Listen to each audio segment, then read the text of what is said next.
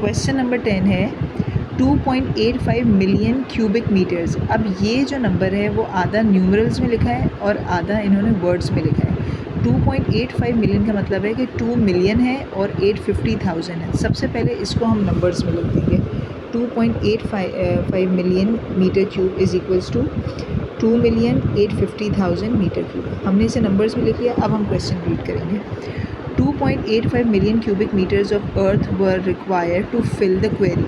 ठीक है, अब इस क्वेरी को फिल करने के लिए इतना मटेरियल रिक्वायर्ड था। If each truck could carry a maximum load of this much of earth per trip, how many trips were required to fill the entire quarry. अब जो पूरा मटेरियल था अर्थ का वो था 2.85 मिलियन।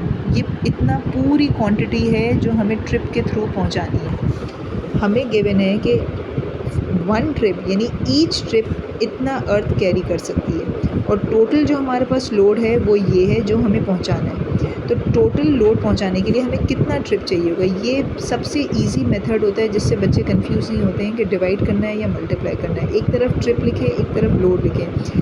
एक ट्रिप में इतना लोड कैरी हो सकता है तो टोटल लोड जो पहुंचाना है वो इतना है जिससे पूरी क्वेरी फिल हो जाएगी। तो उसके लिए कितने ट्रिप चाहिए होंगे। जब आप क्रॉस मल्टीप्लाई करोगे तो आपको ये पता चल जाएगा कि x के बराबर में ये आएगा, तो जाहिर सी बात है इस नंबर से इसको डिवाइड करना होगा और आपका आंसर आ जाएगा इतने ट्रिप्स रिक्वायर्ड होंगे पूरा ये मटेरियल पहुंचाने के लिए। अब नेक्स्ट पार्ट है the cost of transporting each truck load. Each truck load का मतलब है ईच ट्रिप। ईच ट्रिप की कॉस्ट है $55। ठीक है, how much did it cost to fill the quarry. अब पूरे क्वेरी को फिल करने की कॉस्ट क्या होगी, इसको भी हम इसी मेथड से करेंगे। कॉस्ट ऑफ ईच ट्रिप या ईच ट्रक लोड है ये, यानी एक ट्रिप की कॉस्ट है 55 और टोटल ट्रिप्स हमने फर्स्ट पार्ट में निकाली थी कि टोटल इतनी ट्रिप्स हुई है। तो टोटल ट्रिप की क्या कॉस्ट होगी, आपने क्रॉस मल्टीप्लाई किया तो आपको इन दोनों को पता चल गया कि आपको मल्टीप्लाई करना है और x इस तरफ आएगा। ये आ गई कॉस्ट टोटल ट्रिप की, ऑल ट्रिप की कॉस्ट आ गई। अब थर्ड पार्ट है given that the site of the quarry has a land area of approximately 3 hectares, find the cost to fill 1 metre square of land. अब इस question में मसला क्या है, हमें पहले पार्ट में जब सबसे पहला पार्ट था उसमें हमें बता दिया था कि पूरी क्वेरी को कम्प्लीटली फिल करने के लिए इतना मीटर क्यूब अर्थ रिक्वायर्ड होगा, यानी इतने मटीरियल से पूरी क्वेरी फिल्ड हो जाएगी, ये हमें बताया था। यहाँ हमें बताया है कि 3 हेक्टर्स पूरी क्वेरी का ये लैंड एरिया है 3 हेक्टर्स, लेकिन पूछा हमें है कि 1 मीटर स्क्वायर ऑफ लैंड को फिल करने के लिए क्या कॉस्ट होगी। यानी हमें हेक्टर्स में दिया है और 1 मीटर स्क्वायर में पूछा है, तो हमें हेक्टर्स को मीटर स्क्वायर में कन्वर्ट करना होगा। उसके लिए भी हम ये वाला मेथड सबसे इजी होता है, hectare metre square. 1 hectare 10,000 metre square होता है, ये हमारे पास की गिवन है।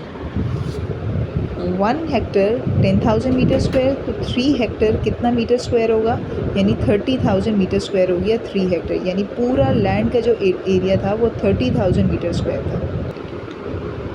अब हम ये देखेंगे कि जो हमने पार्ट 2 सॉल्व किया था उसमें जो हमारा आंसर आया था वो टोटल जो मटेरियल है उसको पहुंचाने की कॉस्ट आई थी और टोटल मटेरियल पूरी लैंड को फिल कर रहा था। जितना लैंड एरिया था पूरी क्वेरी को टोटल मटेरियल फिल कर रहा था।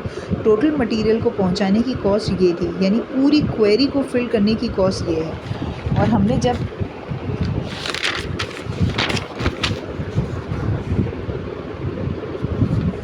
जब पूरी क्वेरी का एरिया फाइंड किया तो हमारे पास 30,000 मीटर स्क्वायर अभी एरिया आया हमारा और पूरी क्वेरी को फिल करने के चार्जेस ये थे, यानी पूरी क्वेरी का एरिया ये है जिसके चार्जेस ये हैं। अब हमसे 1 मीटर स्क्वायर का पूछा है कि इसको फिल करने के चार्जेस कितने हैं, तो हम x लिख देंगे और फिर क्रॉस मल्टीप्लाई कर देंगे तो हमें पता चल जाएगा कि इसको डिवाइड करने से आंसर आ जाएगा।